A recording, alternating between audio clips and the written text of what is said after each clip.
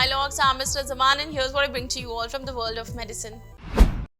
Oral empagliflozin provided safe glycemic control in children with type 2 diabetes, finds phase 3 trial. Researchers led by pediatric endocrinologists at Joslin Diabetes Center recently completed a phase 3 clinical trial that assessed the efficacy and safety of two different classes of oral agents for the treatment of type 2 diabetes in young people aged 10 to 17 years.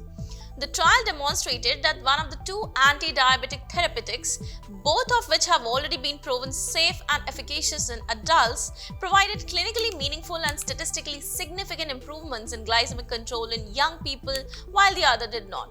As part of the diabetes study of linagliptin and empagliflozin in children and adolescents, or DYNAMO for short, the researchers assessed the efficacy and safety of empagliflozin and linagliptin, two well-studied oral agents with demonstrated safety and efficacy in adults with type 2 diabetes in children and adolescents with type 2 diabetes. Between April 2018 and May 2022, Lafell and colleagues enrolled 262 and randomized 158 participants aged 10 to 17 with type 2 diabetes in this double-blind placebo-controlled trial, uniquely comparing two agents with a single placebo group.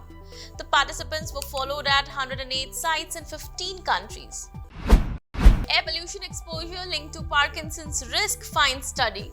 Living in areas with high levels of air pollution is associated with an increased risk of Parkinson's disease, according to a preliminary study released recently that will be presented at the American Academy of Neurology's 75th annual meeting being held in person in Boston and live online from April 22 to 27, 2023.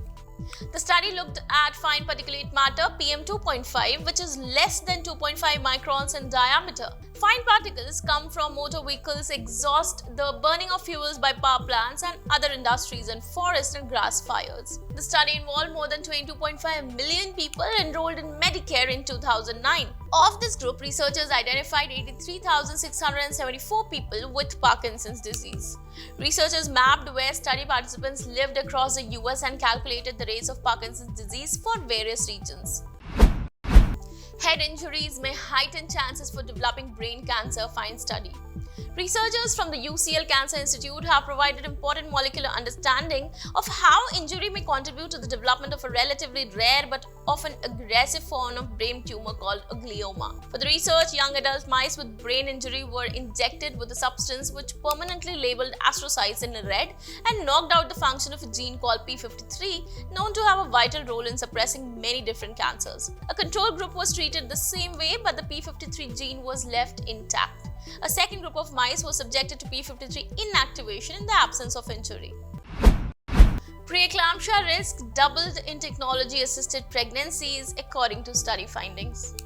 People who became pregnant using assisted reproductive technologies were found to be over twice as likely to develop preeclampsia than those with traditional pregnancies, according to a study presented at the American College of Cardiology's annual scientific session together with the World Congress of Cardiology.